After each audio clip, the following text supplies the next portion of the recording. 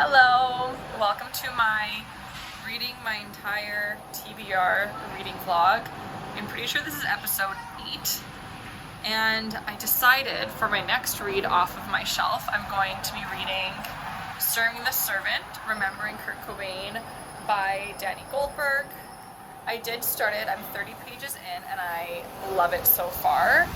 So if you watched my video that was like explaining my task for, I think I started in November, is to read all of the, it's about 50 books on my TBR shelf. Basically, I don't know about you, but you accumulate books that you have intentions of reading, and then you get distracted by library books or something that just came out or something that your sister lent you or whatever it is. And I said, I'm done having the shelf of books that I intend to read and never read, because it's going to sit here forever if I don't do something about it. So I said, this is the time, this is the moment, I'm going to read everything, and here we are. I've gone through, I think I've read,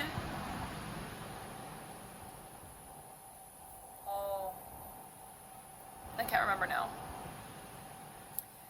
I think between DNFing and reading, I've gone through about like 14.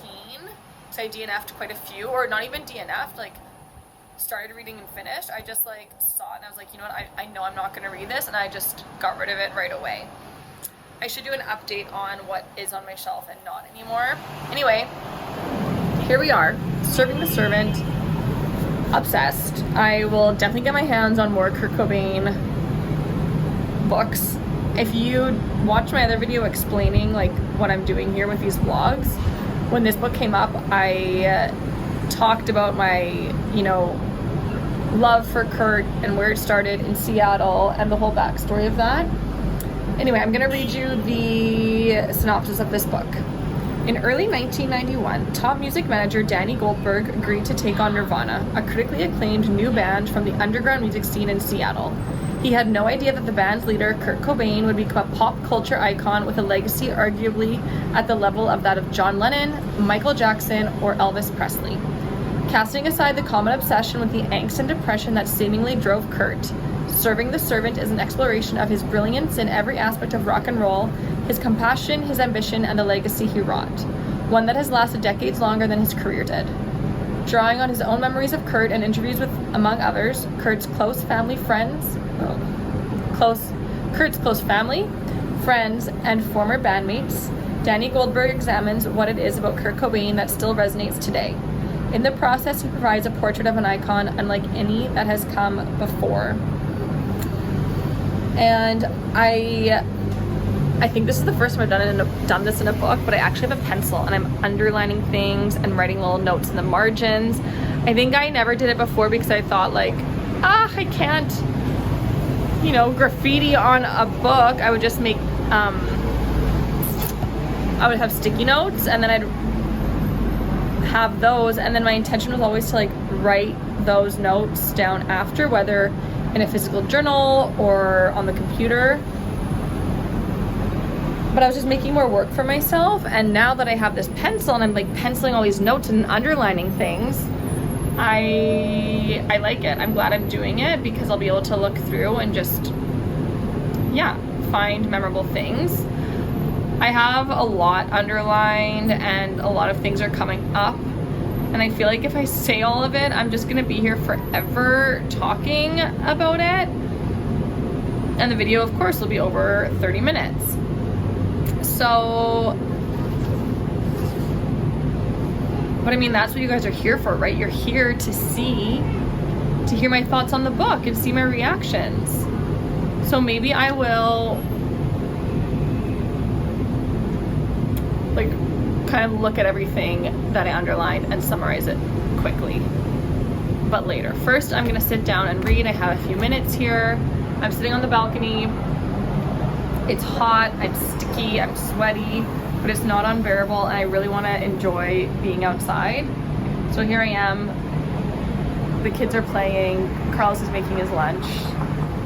Let's read as much as I can. It started pouring rain.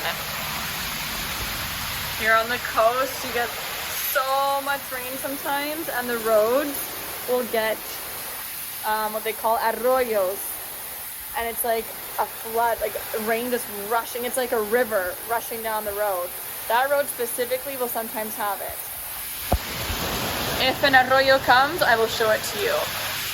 It's so heavy. Like, we don't get rain like this in where I live in Manitoba. This is Caribbean rain.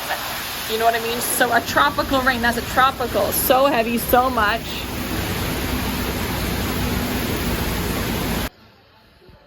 Serving the Servant is going very well, but I did want to also start an ebook that I have on my phone. So one of the ebooks that I have on my phone from my TBR is called Secret Daughter. It's by like Toronto born and raised woman with Indian parents. And oh my gosh, it's going so well. It's a fiction. It's about, here, maybe I'll pull up the synopsis right now so I can read it to you and I can remember the author's name. She has like 2 or 3 last names that I can't remember. I think that this is going to be a fast read.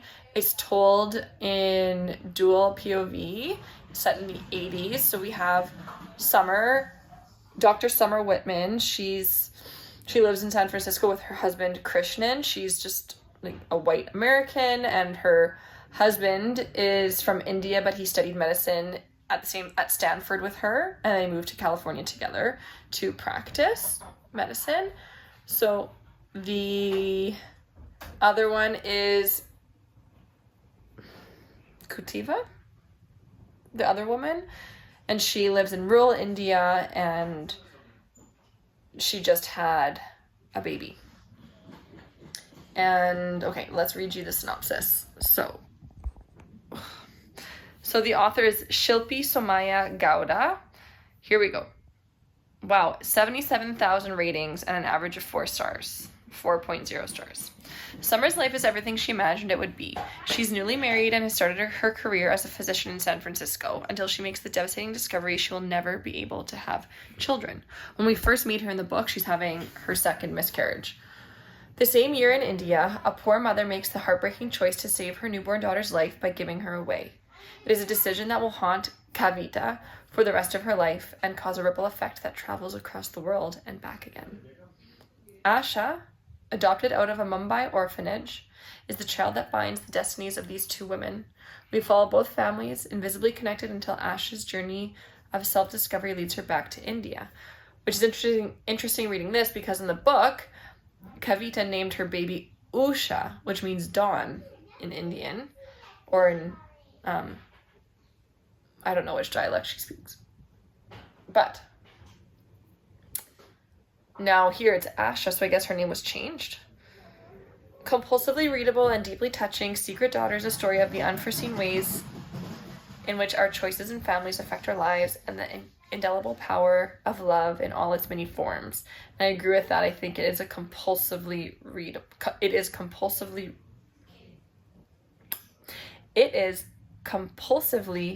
readable and deeply touching, because already it's one of those books I want to keep reading, and I already feel so moved by it. Like, I'm gonna go adopt a kid tomorrow.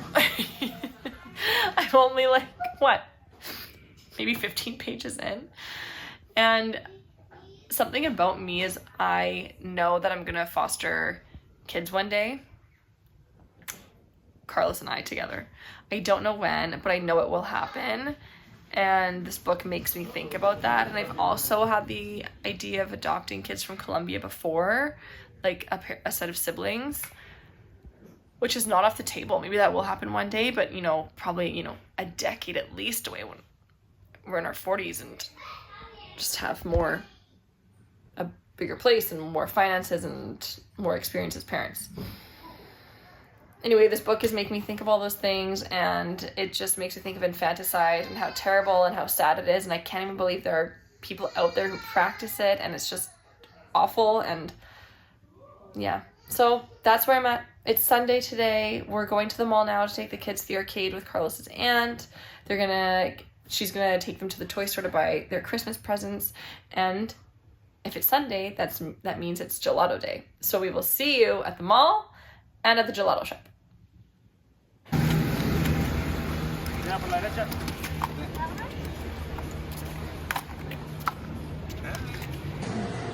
¿Cuál es tu favorito, Atenea? ¿El de mango? The mango is my favorite. ¿Y el tuyo, Carlos? ¿Cuál te gusta? Mango, yogur o fresa. Vamos a probar.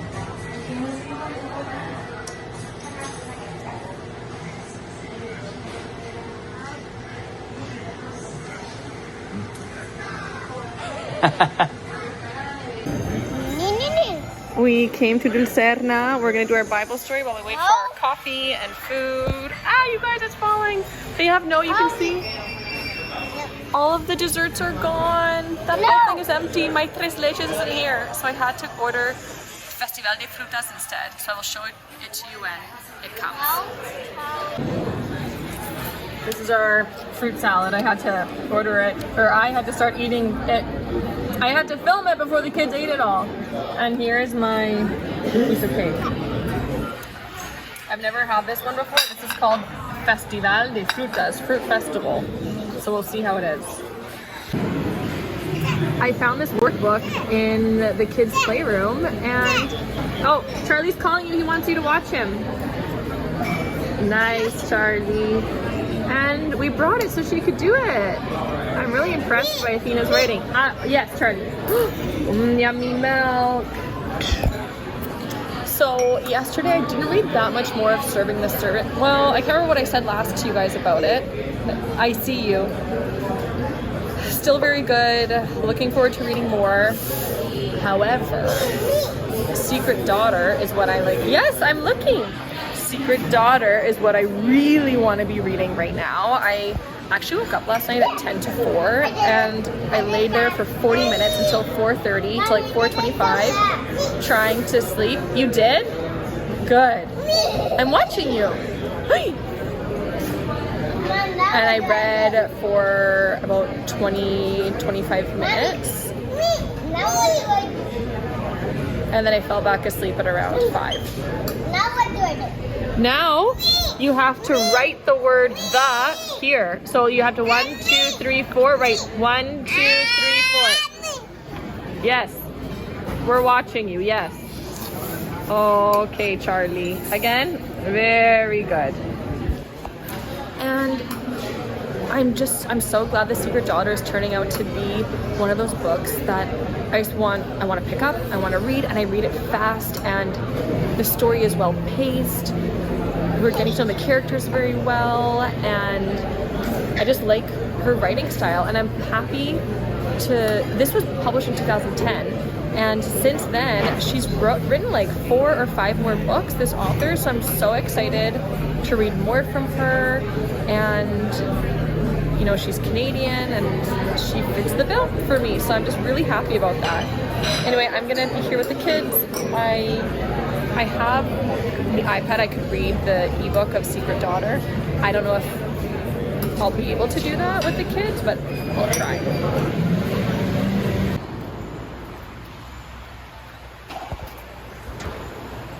Athena and I are having a joint tennis lesson. Carlos just went to change the grip on my racket. He says that it was crap. Oh, and he's coming back right now. So I think we'll probably just let Athena warm up with the trainer for a little bit, and then her and I will maybe play together for a little bit, and then I'll play alone with the trainer for the last bit of the hour, which will definitely be my exercise for today. I'm gonna be so tired after this. I haven't played tennis in a year at least. I don't even remember playing last time we were here in Colombia. I'm sure I did, but not a lot, so I'm rusty. Look at my tennis shoes. I need to get those fixed. I played tennis like this. Well, before it was only up to there, and now it's the whole thing is about to come off. Whoops. And tennis was actually so fun, so good. I'm not as tired as I thought I would be. I played for about 25 minutes, and we just did like back and forth, like front. Drive. I think because I'm thinking in Spanish, because he's talking in Spanish. So it's drive and backhand. So we're doing that. And then I asked him to teach me how to volley because I've never really volleyed that much before and haven't practiced it that much. So he taught me how to volley at the front, how to defend. And I would like to take another tennis class, a few more. I mean, if I could do it once or twice a week before we leave, that'd be awesome. And I want to practice serving. I remember like 2 years ago, I was taking classes with Jessica, and the instructor did teach us. Oh, sorry, honey. The instructor did teach us how to serve, but I was not very good at it. And I didn't really like that teacher. I don't really like him. I like this guy. This is who Carlos plays with. So I'm gonna ask him if he can teach me how to serve next time. Anyway, the kids and I are gonna play at the park here until it's time to go to the Malecón, which is like the boardwalk near the Rio Magdalena, which is the Madeline River in English. And it's like this really, really long boardwalk that stretches all along the river. It kind of stinks because of a lot of birds and the river just kind of stinks. But it's a really big tourist attraction in Barranquilla. I will. And we go there tons. So I will show that to you next. This is the boardwalk. It's very busy today. The Ferris wheel is a new addition. We've never seen it before. Athena has her patineta. Baby Charlie is sleeping on me. And it's really windy, so sorry for the sound. Athena.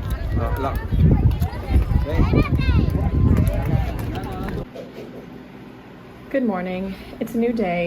I am sitting down to drink my coffee. I read a chapter of Serving the Servant this morning. It's just so good. So many things to talk about. Just about Kurt, about radio, about MTV, about parallels I find between him and Taylor Swift, believe it or not. Yeah, I'm gonna like write down all of my thoughts in my notebook and we can go through that. And I'm watching Misha Barton being interviewed on Call Her Daddy, and I really should be using this moment to have my coffee to read. I was gonna read Secret Daughter, but I really just want to keep listening to Misha Barton. But I think I can just download the podcast and then listen to it on my phone. And I should use this time to read. So that's what I'm gonna do while I drink this coffee. And then the kids and I are going to the pool. Good job, Charlie. We went swimming, and now I'm listening to the Misha Barton episode, and I'm loving it.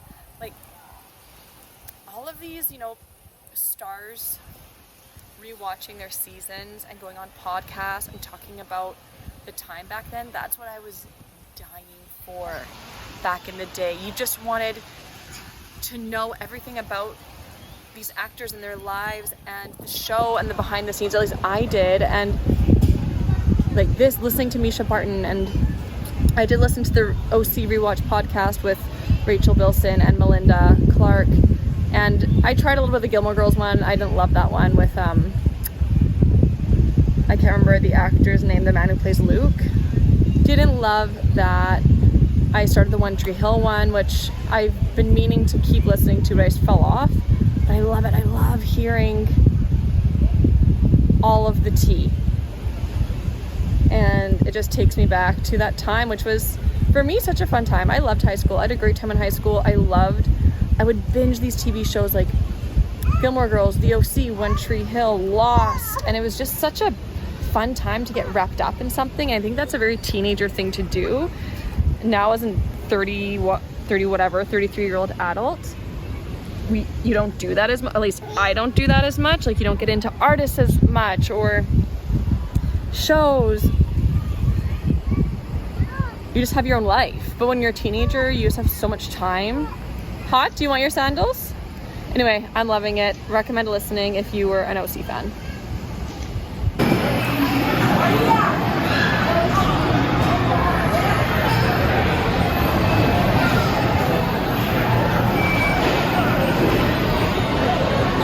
Good Good morning. It's Thursday. I'm just getting ready to go to the club with the kids. We're gonna go to the pool, and there's Country Kids right now, which is like a play, like organized play things for the kids because all the schools here are still on vacation, so this is the last week of it, and then next week all the kids go back, so there's no more Country Kids.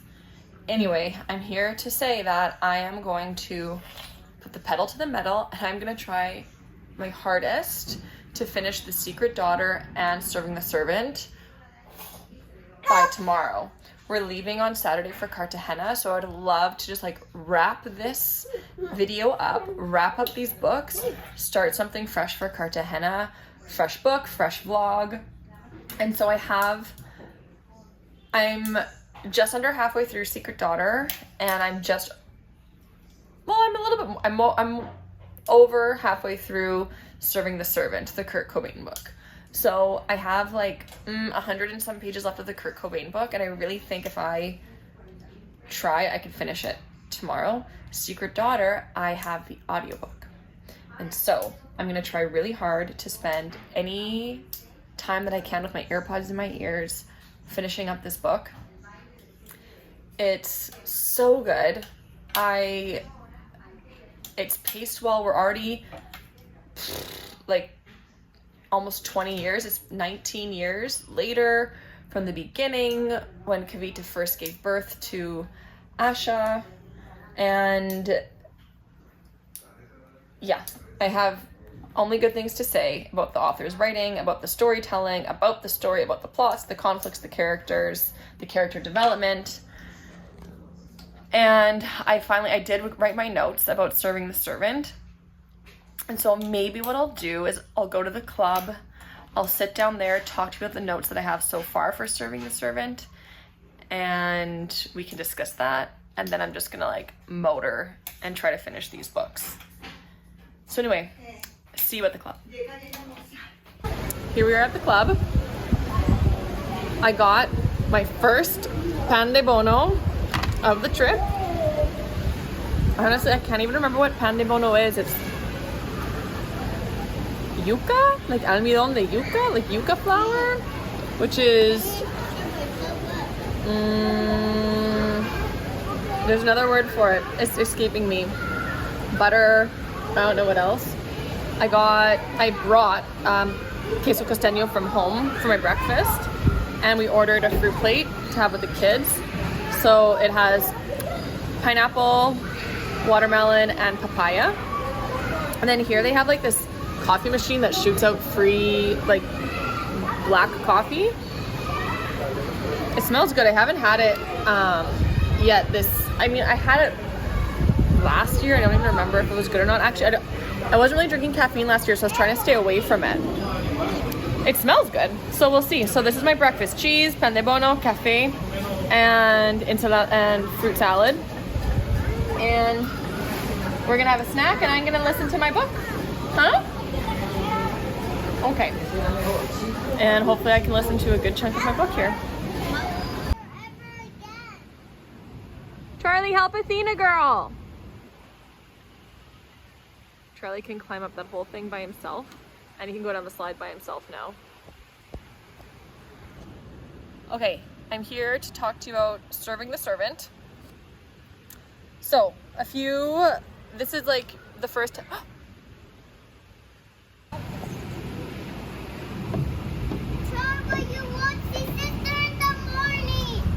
Wow! Daddy! Wow, Jamie! Sí, te montaste. Wow, ¿me quieres mostrar? Muéstrame. Carlos just got to the club. He's had his lunch at home. He came here to work. And anyway, where was I before all that craziness happened? Musicians have more cultural power. Don't stand behind me because she doesn't have shorts under her dress.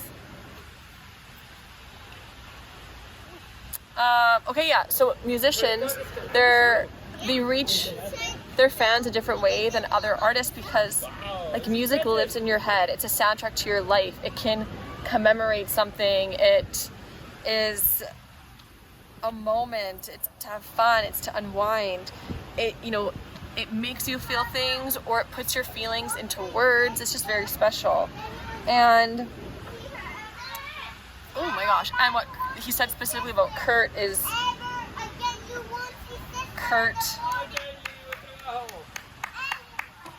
Kurt's art gave dignity to underdogs. He cracked the code of mass culture so that millions could share it, which is so true. Which brings me to another main thing that I was taking notes of, is the similarities between Kurt Cobain and Taylor Swift. And the 4 main similarities that I found, like when I was reading and I thought Taylor Swift came to my mind, was one, that fans felt like they actually knew Kurt and that he knew them. And I think that Taylor Swift fans feel that way because her music is so personal and so relatable. Fans feel like they know who she is, and somehow they feel like Taylor knows them. I already said this, but they both cracked the code of mass culture so that millions could share with them. It's not just, you know, for Kurt, it wasn't, he just touched punk fans, and Taylor Swift, she evolved from country to pop, but she's not just for like pop fans, she's for fans of everything. And another similarity is that they both create instant intimacy with their fan base. And finally, there was a part where the author was saying how Kurt always had a central idea.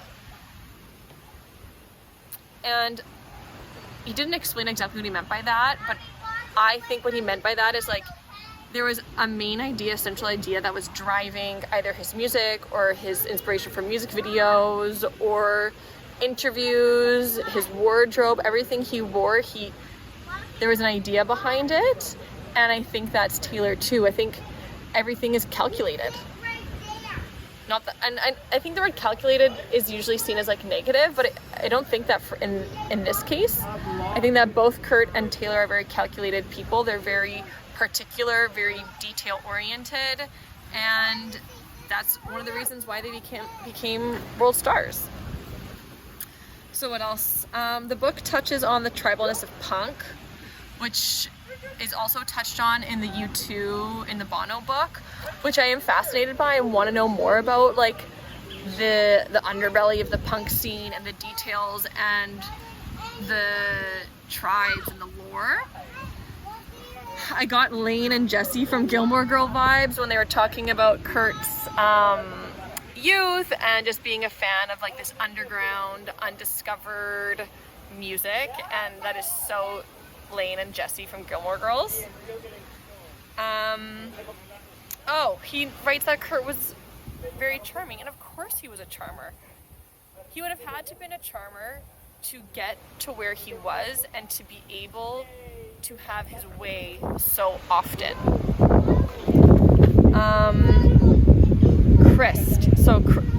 Chris, the bass player, he basically was like a big brother, best friend, personal assistant role for Kurt, and I would really like to know more about his experience and how he felt about that, like being the second fiddle, the right like saying for him, but he obviously wasn't as popular as Kurt or well known or followed.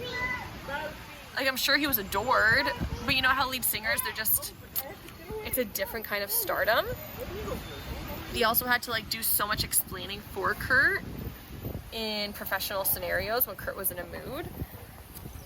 And so Kurt would have like owed a lot to Chris for that.